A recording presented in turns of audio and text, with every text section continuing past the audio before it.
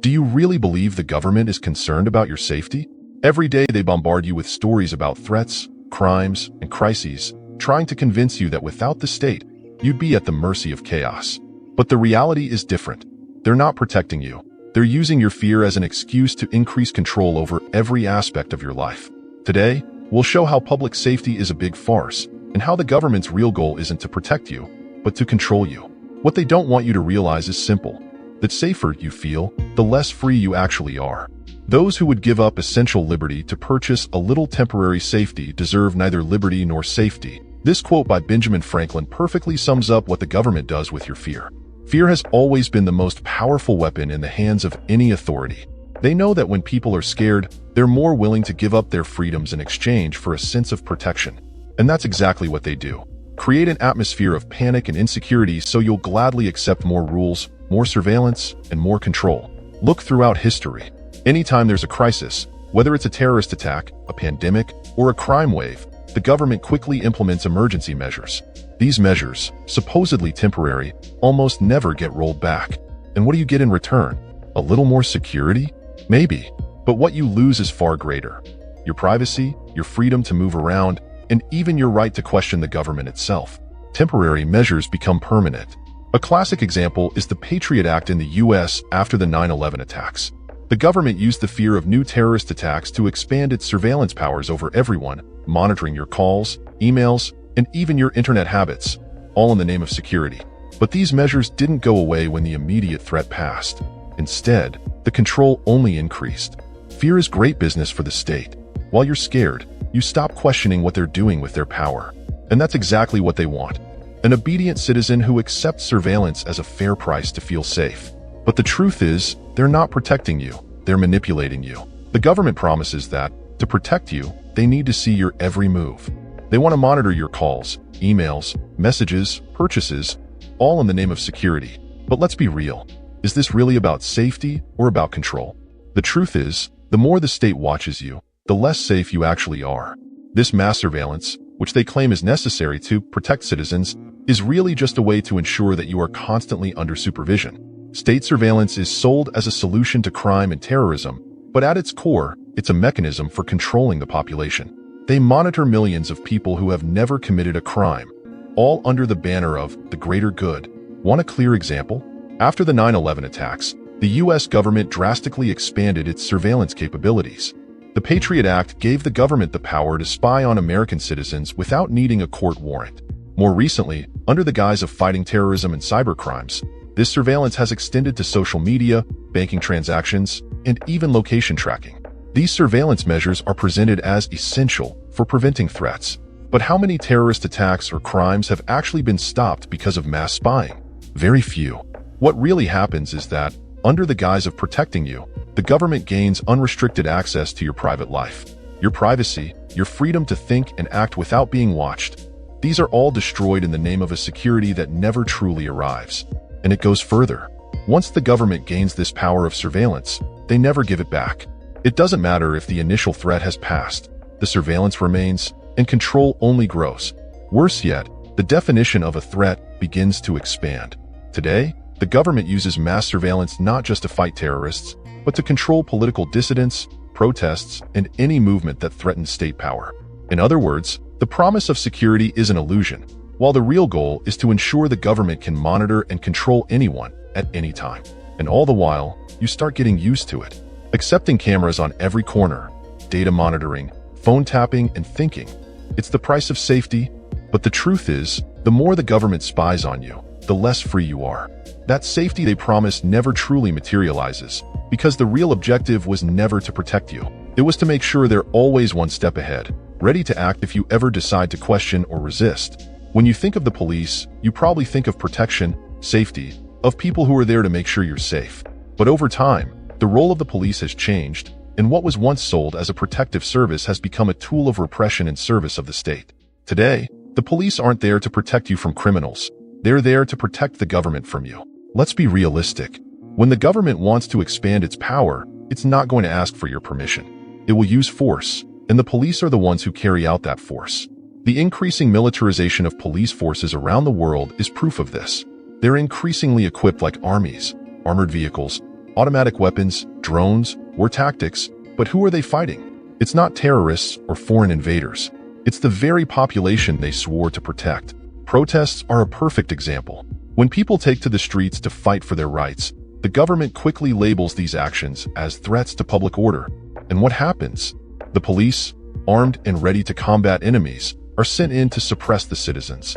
The same people who are supposed to protect you become the ones who will attack, arrest, and silence any attempt to question the system. This has been evident in protests around the world, from the United States to Brazil, from Europe to the Middle East. In this context, the police don't act to ensure safety, but to keep power in the hands of those in control. It's not just about repression during large demonstrations. In everyday life, the police are used to control behavior. They criminalize simple activities, turning ordinary citizens into offenders. From small fines to arrests for minor infractions, all of this is part of a cycle designed to ensure that you follow the government's rules without question. It's a system meant to keep you fearful of disobedience while those in power remain untouched. Now think about the most vulnerable communities. In these places, the police aren't seen as protectors, but as an oppressive force. Police abuse is common, and the justice system treats these citizens as guilty until proven innocent. What we have is a power structure that uses force to crush any form of resistance. The police are no longer a protective force. They've become the armed extension of the state, ready to suppress any threat to its control, whether real or imagined. What we need to understand is that the more militarized and authoritarian the police become, the more they serve to maintain the government's imposed order, and the less they care about your individual safety. The massive presence of police at protests, in poor neighborhoods, and even on the streets of major cities isn't to protect you from crime, but to ensure you stay within the boundaries set by the state. The message is clear: disobey, and the state will use its force to put you back in line. While the government uses police on the streets to maintain physical control, the digital world isn't much different. They claim to be protecting you from cybercrimes, hackers, and even online terrorist attacks. But in reality, digital security is just another excuse to expand their surveillance and control over your private life. Today, with a simple click, they can access your browsing history, your messages, your financial transactions, and even predict your behavior, all in the name of security. Let's be honest. Is the government really interested in protecting you from digital crimes, or are they more concerned with keeping you under constant surveillance? The fear of cyber attacks and online fraud is fueled to justify further invasions of privacy. They create panic about digital security, so you'll accept laws that allow the government to access your data without restriction, track your financial movements, and monitor your online activity. And the narrative is always the same. We're protecting you, but deep down, they're protecting their power, not your freedom. Look at the expansion of digital surveillance laws in recent years. Governments around the world have introduced new legislation that forces tech companies to store users' data, ready to be handed over to the state at any moment. Your WhatsApp conversations, your social media posts, even what you watch on streaming platforms, everything can be monitored. And when the issue of privacy comes up, the response is always the same. If you have nothing to hide, you have nothing to fear. But here's the problem. It's not about having something to hide. It's about maintaining your freedom. When the government has access to all your data, it holds the power to decide if you're behaving according to the rules it set. And once again, the definition of threat begins to expand. They start by monitoring digital crimes, but soon they're using those same systems to repress political dissent, online protests, or even people who simply question the system. And don't think this is far off. Examples like China's social credit system clearly show where we're heading. In that system, the government monitors everything you do online and offline, assigning a score based on your behavior. If you question the government, you lose points.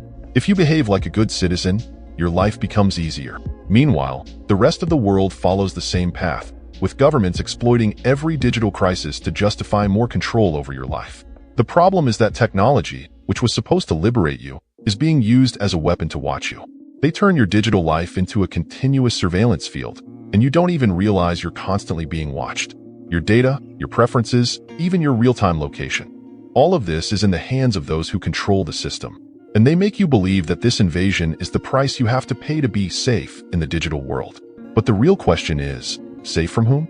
The price you pay for the security the government promises is far greater than you think. Every time you give up a small piece of your freedom in the name of protection, the state gains a little more control over your life. And this trade-off, which seems harmless at first, quickly becomes a trap. The more you surrender, the more the government demands. In the end, the security they promise never truly arrives, but your freedom slowly disappears. Think about what's already been said.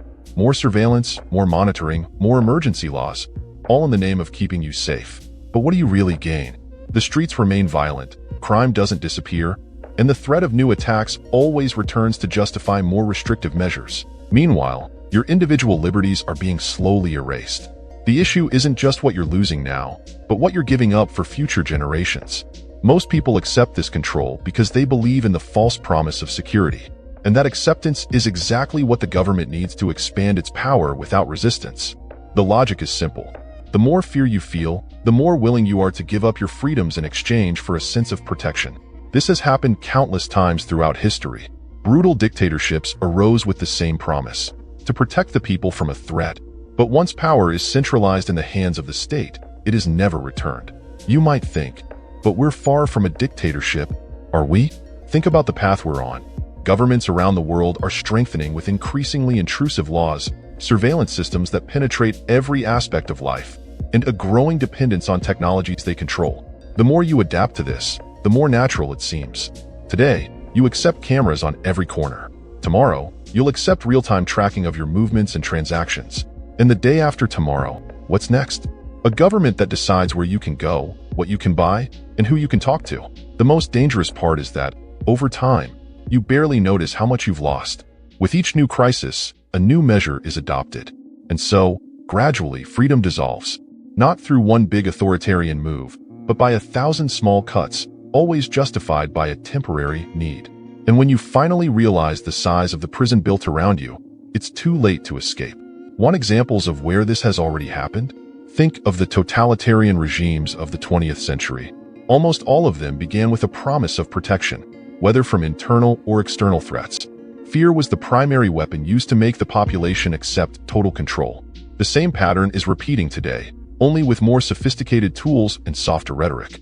What you see as a temporary sacrifice in the name of security could very well be the start of an irreversible loss of freedom. The cost of all this false security is simple: your freedom. Freedom to live without being watched, to move around without being tracked, to express yourself without being censored. And every time you accept more control, it becomes harder to reverse the path. The promise of security becomes the pretext for creating a system where the real danger doesn't come from criminals or terrorists, but from those who are supposed to be protecting you. So, in the end, what is real security? Is it living under constant surveillance, with every step you take, every word you say being monitored? Or is it the freedom to act, think, and express yourself without someone always watching over your shoulder? The government wants you to believe that security can only come from control, and of course, that control must always be in their hands. But the truth is, the more control they have, the less safe you actually are. True security comes from freedom, from autonomy, from having control over your own life without interference from a state that thrives on fear. Because, deep down, the government wants to use fear to justify more and more control. The state will always present itself as your protector, the only one capable of keeping you safe. But what it really does is use that promise to steal your privacy, your liberties, and your power to decide for yourself. Look around. We're quickly moving toward a world where the government wants to know everything you do and justifies it as protection. More cameras on the streets, more online monitoring, more control over your data and privacy. But while they say all this is to protect you, the real question you need to ask yourself is, protect you from whom? The government isn't interested in your safety. It's interested in making sure you behave the way they want, that you live within the boundaries they set. The control over your life keeps growing, and with every new crisis, they push more laws, more surveillance, and more restrictions. In the end, the promise of safety is just an excuse to justify an ever more powerful and intrusive state. If you want real security, it won't come from the state. It will come from taking control of your own life. It will come from questioning the narratives that make you believe more government is the answer to all problems. True security lies in the freedom to act and protect yourself without needing permission from those in power. Because in the end, the more power you give to the government, the less safe you become. So, the decision is yours. Do you want to live safe under the absolute control of the state, or free and responsible for your own security? Because at the end of the day, there is no true safety when the cost is your freedom.